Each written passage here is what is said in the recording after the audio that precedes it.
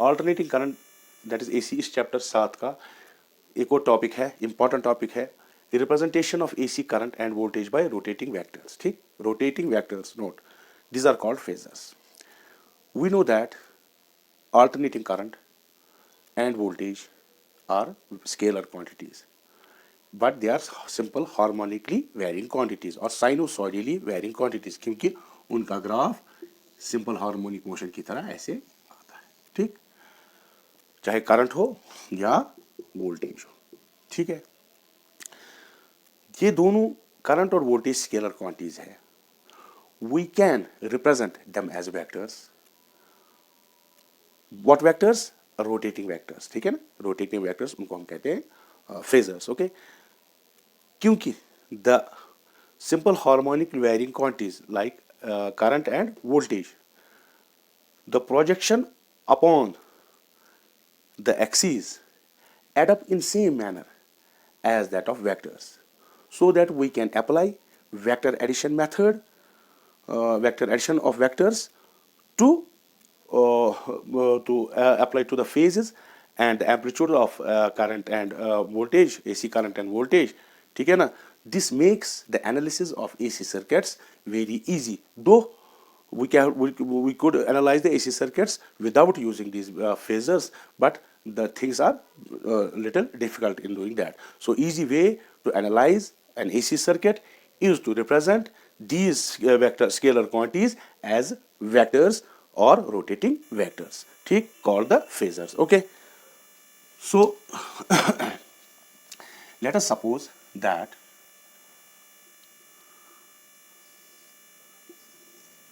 we have this as x-axis. Okay, and ये आपका y-axis, and this is origin. So phasor क्या होता है?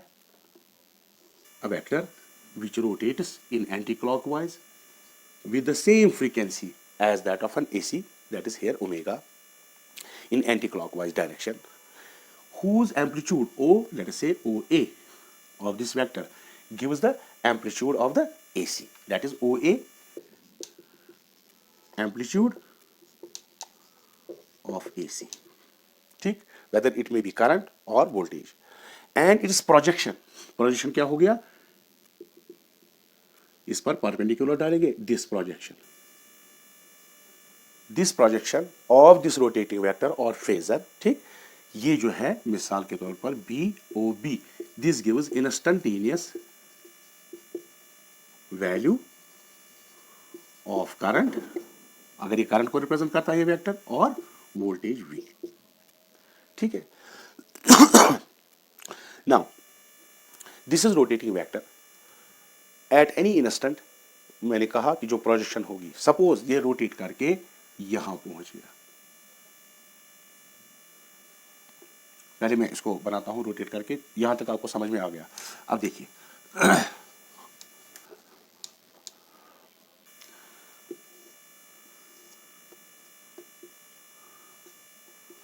ये आपका रोटेटिंग वेक्टर है. ठीक, अब ये रोटेट करेगा anti clockwise with angular frequency omega, थोड़ा बढ़ा लेते हैं. ठीक, OA.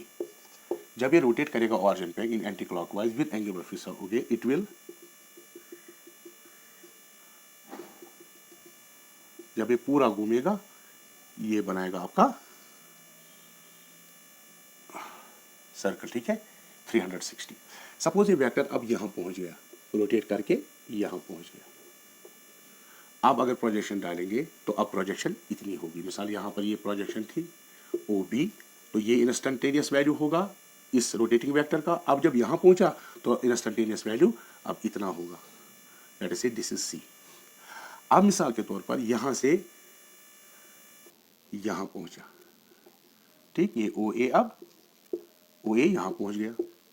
अब क्या, अब ऐसे डालेंगे तो ये आपका ये D है, OD यहां आपका instantaneous value of this sinusoidally varying quantity. Okay, तो यहां पहुंचेगा, फिर ऐसे अपॉन y एक्सिस जो होगा, जो प्रोजेक्शन y एक्सिस पे होगी. ठीक है ना, that is called as, that will give it is instantaneous value. And magnitude of OA, इसका जो मैग्नीट्यूड होगा that will give you what, that will give you the amplitude of the this instantaneous varying quantity. इस चीज को जो हमने diagram किया बनाया, ठीक, which represents the sinusoidal varying quantity OA, which rotates in anti-clockwise direction with the same frequency as that of sinusoidally varying quantity like voltage or current, is called an Argand diagram. Is called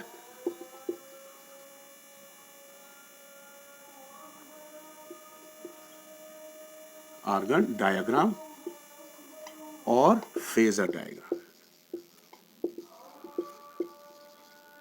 ठीक है। Now जो अभी हमने कहा, तो इसके थोड़े से अब हमने यहाँ पर लिख के दिया है, अब मैं थोड़ा सा पढ़ूंगा, ये तो मैंने आप ऑलरेडी कहा। A rotating vector rotating about the origin that represents a sinusoidally varying quantities. यहाँ पर साइनोसॉइडली वेरिंग क्वांटिटीज कौन है? Voltage and current. फिर से कहा, वो स्केलर क्वांटिटीज हैं। लाइक एसी वोल्टेज और current is called a phasor. यानी जो हम वेक्टर बनाएंगे ऐसे, मिसाल के तौर पर ओ ए, ठीक है, तो ये रोटेट करता है ओरिजिन पे, तो ये आप इसका फेजर हो गया। अगर ये करंट करता है, ठीक, वोल्टेज रिप्रेजेंट करता है वी, तो ओ ए जो है वो उसका एम्पलीट्यूड होगा, ठीक है ना, maximum value. Now this vector rotates with an angular frequency omega. ठीक, ये जो रोटेट करता है with angular frequency omega, omega equal to the angular frequency of the quantity. यानी अगर एसी की एंगुलर फ्रीक्वेंसी ओमेगा है, तो फेजर भी उसी एंगुलर फ्रीक्वेंसी के साथ रोटेट करेगा। अगर डिफरेंट दिखाएंगे, so it will not work, okay, in anti clockwise. Number point 3, its length represents the amplitude of the quantity. तो लेंथ ओ ए, इसका जो मैग्नीट्यूड है, लेंथ की लंबाई, इट इज इक्वल टू और proportional to the sinusoidally varying quantity. अगर ये voltage represent करता है, तो ओ ए किसके बराबर है? इसकी लेंथ बराबर है वी के। ओ ए की लेंथ जो है वो वी, या अगर आई है तो आई के बराबर, ठीक। It is projection upon Y axis. अब प्रोजेक्शन क्या होता है? प्रोजेक्शन होगा ये, मिसाल ये सी है, ओ सी, ये प्रोजेक्शन है अपॉन वाई एक्सिस। ये रिप्रेजेंट करता है instantaneous value of that physical quantity, okay. यहां पर वोल्टेज या करंट होगी, तो ओ सी एट एनी टाइम। अगर रोटेट करके यहां पहुंच गया, तो अब ये है इसकी यहां मतलब सी डैश है, तो यहां से यहां तक अब ये इंस्टेंटेनियस क्वांटिटी है, वो आपको मैंने दिखाया, instantaneous value of that physical quantity whether current और voltage. Point number, it is projection, अच्छा ये मैंने किया। Point number 5, the phase angle between the two physical quantities, the phase angle between the two physical quantities, that is current and voltage, is same as between the phasors. अगर phase angle current और voltage के दरमियान मिसाल के तौर पर 90 degree है, तो फेजर में भी हमें वो 90 डिग्री दिखाना है। अगर फाई है बिटवीन देम, तो फाई ही दिखाना है। जैसे मैं यहाँ इसको थोड़ा रब करता हूँ, ये अगर ये ओ ए रिप्रेजेंट करता है वोल्टेज वी को, इसको भी वोल्टेज वी वेक्टर लिखेंगे। ये एंगुलर फ्रीक्वेंसी ओमेगा से जा रही है एंटी क्लॉकवाइज, इनके दरमियान एंगल, ये मिसाल के तौर पर ओमेगा टी है, और ये मिसाल के तौर पर ओ सी, ओ बी, ये रिप्रेजेंट करता है फेजर यानी करंट, ठीक। वेक्टर दिखा, लेकिन वेक्टर नहीं है, फिर से मैं बोल रहा हूँ। तो ये इनके दरमियान एंगल है फाई, ठीक। तो इनके बीच में एंगल फाई है। करंट यहां पर लीड कर रही है, आगे है किसे? वोल्टेज से। तो वही जो साइनसॉइड के दरमियान अगर फेज डिफरेंस फाई है, तो यहां पर भी फेजर के दरमियान भी फाई ही दिखाना है, ठीक। आप इसको ये स्क्रीनशॉट ले सकते हो। तो थोड़ा और आगे बढ़ेंगे। Now phasor diagram, phasor diagram क्या होता है? ये मैंने तो बताया, तो इसकी definition, a diagram that represents alternating current and voltage of same frequency, ठीक, of same frequency, let us say omega, as rotating vectors, ठीक, जिनको हम फेजर्स कहते हैं, along with the proper phase, proper phase जो उनके दरमियान फेज है। क्योंकि कई सर्किट्स में, जैसे इसे आपने पढ़ा, इससे पहले पढ़ा कि current and voltage are in same phase in AC this purely resistive circuit. लेकिन in case of inductive circuit, LR circuit, LCR circuit, LC circuit, वो उनमें डिफरेंट फेजेस होते हैं, तो वो आगे जब हम पढ़ेंगे उसमें डिस्कस करेंगे। So along with the proper phase angle between them is called a phasor diagram, उसको हम फेजर डायग्राम कहते हैं। और आर्गन डायग्राम, इसका दूसरा नाम आर्गन डायग्राम है। Suppose that we have an AC whose voltage, ठीक, is equal to V naught sin omega t, and current I is equal to I naught sin omega t plus phi. यहाँ इसकी angular frequency omega है, anti clockwise जा रही है, और उसका peak value amplitude कितना है, V0 वोल्टेज का, और आई का है एम्पलीट्यूड I0 और उसकी फ्रीक्वेंसी ओमेगा, लेकिन वो आगे है +φ, ये लीड कर रही है वोल्टेज को by an angle of φ. Know how we can represent them in this Argand diagram और फेजर डायग्राम. तो ये आपकी एक्सिस है. Let us suppose this is origin. ये आपका मिसाल OA है विच रिप्रेजेंट्स द वोल्टेज, चूंकि ये वेक्टर है, वो OA वेक्टर आपको रिप्रेजेंट करेगा वेक्टर V वोल्टेज का. ठीक, इसका जो प्रोजेक्शन अपॉन Y एक्सिस, तो ये किसे रोटेट करता है, angular frequency omega in this direction. ये आपकी उसकी ये जो है omega T at any time t, उसका एंगल ये है फेज. ओके, और ये अगर हम यहां डालेंगे प्रोजेक्शन लेटर से OB, दिस OB जो है वो रिप्रेजेंट करेगा इसका इंस्टेंटेनियस वैल्यू. जो इंस्टेंटेनियस वैल्यू इसका क्या होता है, V0, यानी OB आपका होगा instantaneous value of V, that is V0 sign omega t. ठीक, नाउ जैसे ये रोटेट करता जाएगा, ठीक, तो ये ऐसे थोड़ा सर्कल देखना ठीक से बना कि नहीं, थोड़ा इसको और ले जाएंगे इधर. ठीक है, अब हो गया सही. सो ये रोटेट करेगा. जैसे ए किसी टाइम दूसरे टाइम t डैश या किसी पे यहां पहुंचा, मिसाल इस साइड में, तो अब जो प्रोजेक्शन होगी y पे, दैट इज मिसाल B डैश. नाउ इस instantaneous value V0 naught will be equal to, तो ये यहाँ पर पहले वेक्टर है V वेक्टर. ठीक, तो इंस्टेंटेनियस वैल्यू हो गया ये. ठीक, तो यहाँ पर ये इंस्टेंटेनियस वैल्यू. ठीक, या अगर ये किसी और टाइम पे घूमते घूमते ये जो आपका O है इसको थोड़ा सा और ताकि ये दिखे. ठीक है, तो यहाँ ये है OB डैश. ठीक है, तो इसी तरह से मिसाल के तौर पर अब ये जो पहुंच गया इधर OA आपका V वेक्टर, तो अब प्रोजेक्शन इस डायरेक्शन में ये. ठीक है, मिसाल OB dash OB double dash, तो ये आपका instantaneous value OB double dash देगा. ठीक है, इसी तरह से घूमता घूमता चला जाएगा. अब इसको मैं साफ कर रहा हूं इधर, तो ये रखते हैं. अब करंट कम ने क्या माना है, और I is equal to I0 sine omega t +φ, तो उसकी फ्रीक्वेंसी पे, लेकिन वो क्या है, वो अहेड है किसके, वोल्टेज से, तो वो यहां दिखाएंगे. उसका वैल्यू कम होगा बिकॉज ऑफ रेजिस्टेंस वगैरह, तो O लेट अस से दिस इज OM. ठीक है, तो ये आपका करंट रिप्रेजेंट करेगा, और ये जो एंगल है ये φ है, दिस इज φ. ओके, बात समझ में. तो अगर इसके ये यहाँ पर हम डालेंगे projection late us say OC, this MC, ये प्रोजेक्शन, ये आपका इंस्टेंटेनियस वैल्यू ऑफ करंट देगा I0 sine omega t at time t. ठीक है ना, बात समझ में आई. इसी तरह से जब ये घूमेगा तो ये भी सर्कल बनाएगा ऐसे. ये जो सारा डायग्राम है इसको कहेंगे हम आर्गन डायग्राम. ये थोड़ा सर्कल गलत बना है. ठीक, I hope that you will bear with me. तो ये इसका आर्गन डायग्राम बन गया. ठीक, तो जब ये रोटेट करेगा ऐसे, तो फिर यहाँ से इस पे प्रोजेक्शन आएगी, तो वो इसका इंस्टेंटेनियस वैल्यू देगा. फिर जब यहाँ पहुँचेगा तो इस डायरेक्शन में इंस्टेंटेनियस वैल्यू देगा. फिर यहाँ जब पहुँचेगा तो ये प्रोजेक्शन अपॉन Y एक्सिस, जहाँ जहाँ भी जहाँ जिस पोजीशन पे होगा. तो अगर हम ये सारे पॉइंट्स ड्रॉ करेंगे, it will generate the curves, जो वोल्टेज और करंट के दरमियान होगा वो जनरेट करवा. ये आर्गन डायग्राम है. तो अगर मैं इसको शॉर्ट में बनाऊंगा सिंपल करके, तो ये ऐसे दिखाई देगा.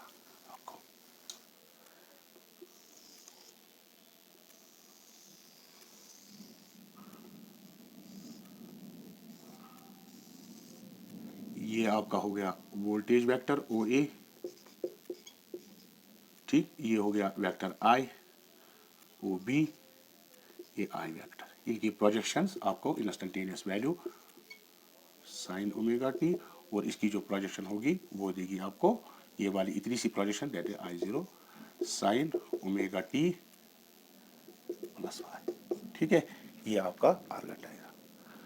सो ये आपके फेजर्स के बारे में पता, ये टोटल जो था, आप इसको साइड से स्क्रीनशॉट ले सकते हैं. Okay, thank you. Now AC source connected to a resistor, phasor analysis. Phasor diagram से हम कैसे एनालिसिस करेंगे वो कर्व जो जनरेट होते हैं वो कैसे होते हैं। ये इससे पहले मैंने आपके लेक्चर में दिखाया था। तो लेट अस सी अगेन, थोड़ा सा उसके बारे में पढ़ेंगे और फिर फेजर डायग्राम में उसको कैसे हम एनालिसिस करेंगे उस सर्किट के which contains a resistor only. ठीक, तो let us suppose that we have a resistor R which is connected to an AC source, ठीक, which is V is equal to V naught sin omega t, whose angular frequency is omega, ठीक, and whose peak value is V0, is connected here. When we apply either Kirchhoff's law or Ohm's law, we get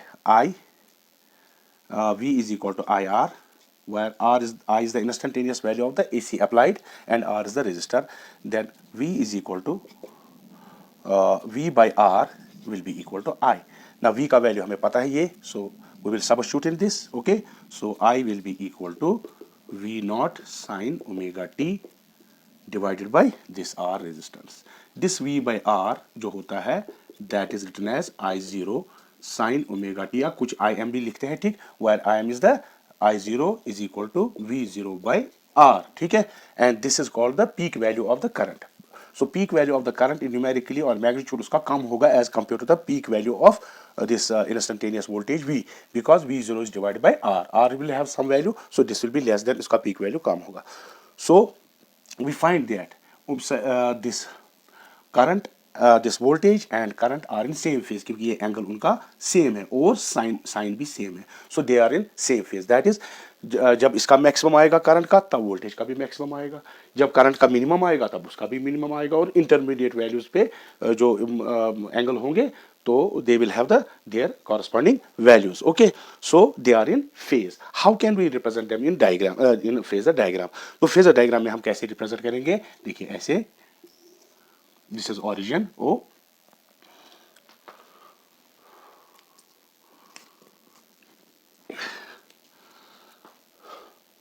This is origin O, and चूंकि V0 जो है हम represent करेंगे उसको red line से ऐसे. This is OA. This will give you the value V vector. Okay, vector से represent करना है. I का वेक्टर भी उसी डायरेक्शन में होगा. Let us say this angle is at any time, let us say time t1, that is angle is t omega t1, ठीक है ना, because omega angular frequency of time gives the theta angle. Okay, at time t1 let us say theta 1. तो ये जो अब I का vector होगा वो छोटा होगा किससे, OA वोल्टेज वेक्टर से, because V0 is divided by R. सो हम उसको ब्लैक से दिखाएंगे. यहां तक है मिसाल के तौर पर ये, लेकिन वो एक ही मिसाल OB, ये आपका इतना जो OB डैश है ये आपका I वेक्टर रिप्रेजेंट करेगा. ठीक, OB क्लियर. लेकिन उनकी जो एंगल है सेम है because they are in same phase. तो जब घूमेंगे तो दोनों एक साथ राइट और लेफ्ट को घूमेंगे. तो जब ये रोटेट करेंगे they will generate the corresponding curves of voltage and current. How they will generate it I will show. Okay, first of all इसका स्क्रीनशॉट ले लो. फिर से एक स्क्रीनशॉट लेने से पहले देखिए OB छोटा क्यों बना है, क्योंकि V0 को डिवाइड बाय R है. OA क्यों बड़ा बना है वोल्टेज के लिए, क्योंकि वो V0 इससे बड़ा है किसे, I0 से. ठीक है, तो ले लो स्क्रीनशॉट और आगे करेंगे. था अभी हमने देखा कि जो करंट और वोल्टेज है वो इन फेज है. तो हमने एक एरो लिया OA जिसकी लंबाई है एम्पलीट्यूड V0 ऑफ जो इनपुट साइनोसॉइडल है, एंड OB जो किसका है वो एम्पलीट्यूड ऑफ जो AC है वो फेज में है. तो एंगल थीटा सेम होगा जैसे दोनों साथ साथ घूमेंगे. अब वो ये जो जनरेट करेंगे I और करंट और वोल्टेज वो कैसे करेंगे वो मैं दिखाऊंगा आपको. ये मैंने यहाँ पर डायग्राम बना रखी है. Let us take at time t0. ये जो दोनों I जो ब्लैक से दिखाया और जो रेड से है वो वोल्टेज है. ठीक, तो जब जीरो होगा तो दोनों यहां पर होंगे, दोनों करो, एक लंबा एक छोटा. तो लंबा ये. तो अगर मैं जनरेट कर रहा हूं पहले किसका, वोल्टेज का करो. ठीक है, तो voltage at time t equal 0 वो ऑरिजिन पे ही है तो हमने यहां डॉट डाला. ठीक, तो ये वाला रेड से यहां डॉट. अब मिसाल के तौर पर एट टाइम t1 देखिए ये कहां पर है, ए यहां पर है, वोल्टेज यहां पर है. ठीक, वोल्टेज का ये जो फेजर वो यहां फेजर है यहां पर है. तो यहां से मैं लाइन डालूंगा ऐसे. 1 मिनट, एक काम नहीं कर रहा है. किस वाले, ओमेगा t1. सो ये आपका ओमेगा t1 एंगल है. तो यहां पर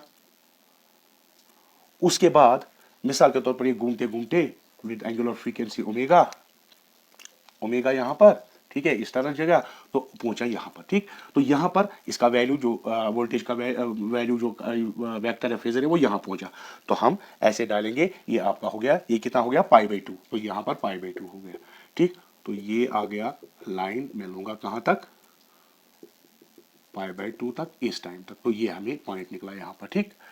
अब दूसरे time late us say omega T3 angle पे एट टाइम T3, ठीक है ना, ओमेगा T3, ये जो कर्व है ये यहाँ पर है, मैंने सिमेट्रिकली बनाया, अपोजिट और भी ले सकते हैं बीच में, तो मैंने लिया, तो ये कर्व अब यहाँ पर नहीं, क्योंकि टाइम दूसरा है, क्योंकि टाइम बढ़ता रहता है, तो अब ये लाइन कहाँ तक जाए, T3 तक, ये आ गया ये पॉइंट।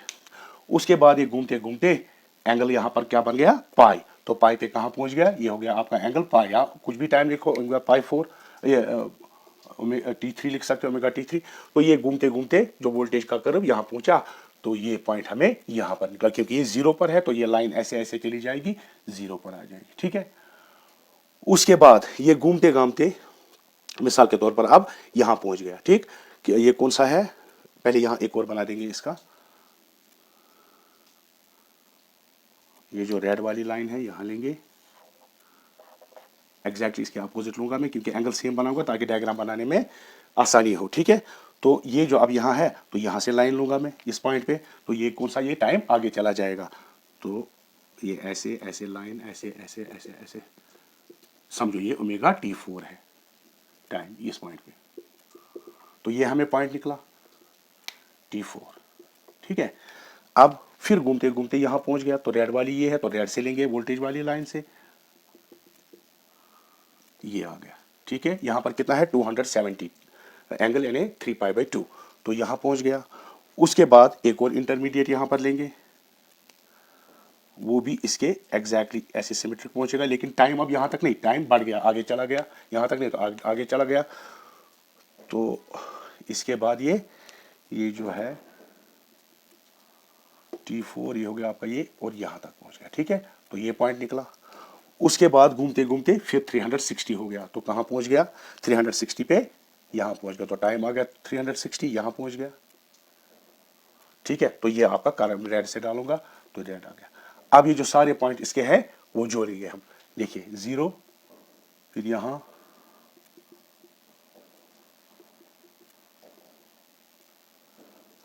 ऐसे, फिर ऐसे,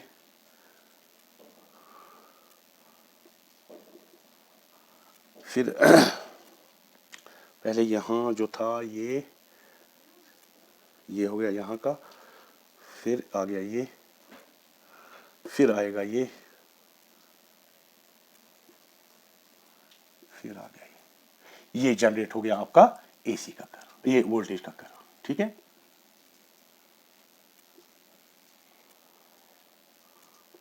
थोड़ा सा डायग्राम में वेरिएशन हाथ से बनाने में आती है, तो अब ये थोड़ा बड़ा बन गया, ये छोटा बन गया, क्योंकि यहाँ थोड़ा सा मैं ऐसे इसको ऐसे करूँगा, ये जो कर्व है, ठीक है, तो ये आ गया ऐसे,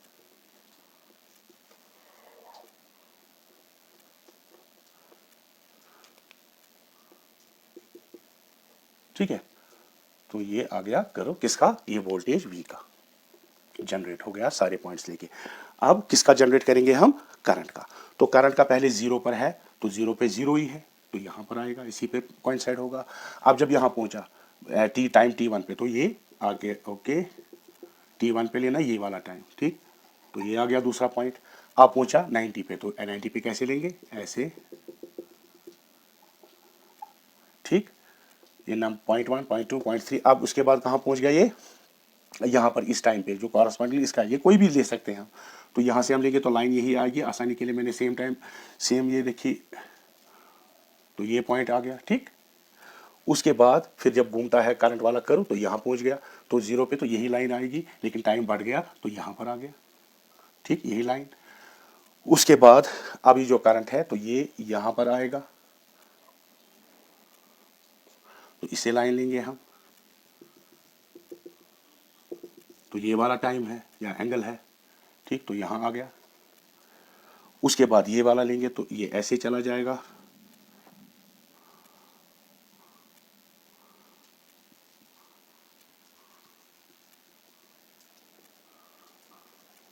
ठीक है। अब ये यहाँ पर करंट कैसे, ये होगी करंट यहाँ से यहाँ तक, ठीक। तो ये वाला टाइम लेंगे,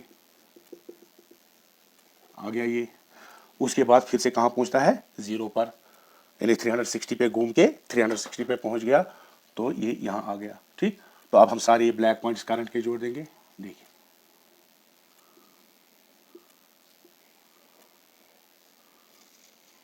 देखिए जनरेट हो गया, ये ऐसे,